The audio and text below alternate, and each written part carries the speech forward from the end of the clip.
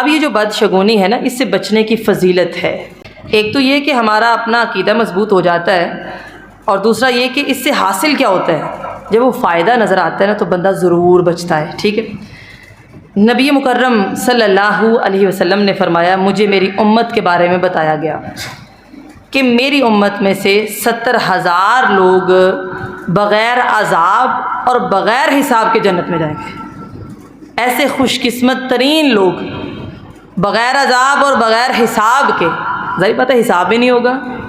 دیکھیں جس کا حساب ہوا نا وہ بچ کوئی نہیں سکتا، ایک طرح سے بڑے بھی ہم نیک ہوں تب بھی بغیر عذاب اور بغیر حساب کے جنت میں جائیں گے۔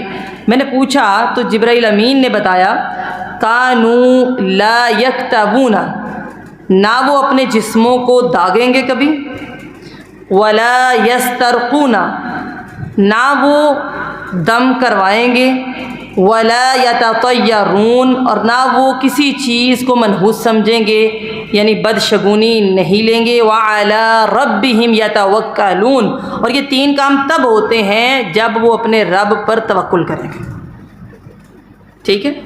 یہ ان کے اوصاف ہیں جو بغیر عذاب اور بغیر حساب کے جنت میں جائیں گے۔ پہلی چیز، جسم کو داغیں گے نہیں۔ بعض دفعہ عربوں میں یہ علاج کی صورت بھی ہوتی تھی، ٹھیک ہے، جسمانی روحانی علاج ہوتے تھے، آج کل بھی ہوتے ہیں، ٹھیک ہے۔ اس کے علاوہ کسی بھی طرح فیشن کے نام پہ بھی جسم کو داغا جائے، یہ اسلام میں جائز نہیں ہے کہ اس کو تکلیف دی جائے۔ نمبر 2، نہ دم کرواتے ہیں۔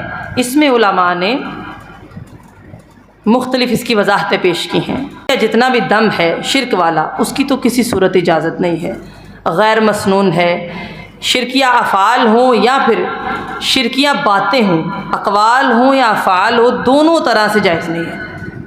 غور سے سمجھیے گا میری بات کو، شرکیہ دم ہو یعنی کرنے میں شرکیہ ہو تب بھی جائز نہیں، دم ٹھیک کیا افعال ساتھ میں شرکیہ تھے تب بھی جائز نہیں۔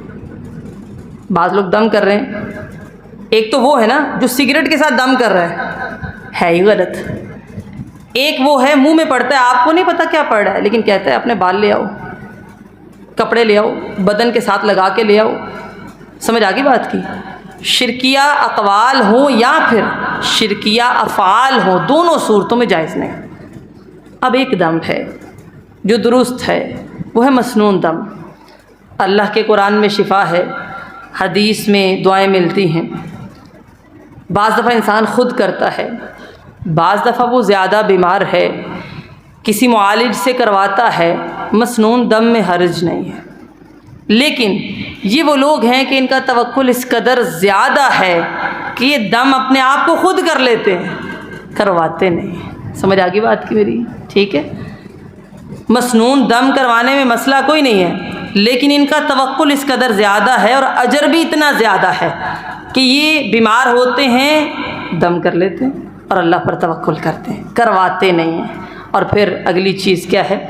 کسی چیز کو منحوس نہیں سمجھنا، بدشگونی لینی ہی نہیں، ٹھیک ہے۔ یہ آپ سے پوچھتی ہوں میں ابھی کہ شگون ہمارے معاشرے میں کس کس طرح کا لیا جاتا ہے، اور پھر یہ تمام چیزیں اس وقت حاصل ہوتی ہیں جب ہم اللہ پر توکل کرتے ہیں۔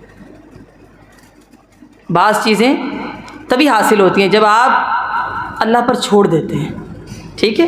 آپ نے محنت کی، اب اللہ پر بھی تو چھوڑو، توکل بھی تو کرو۔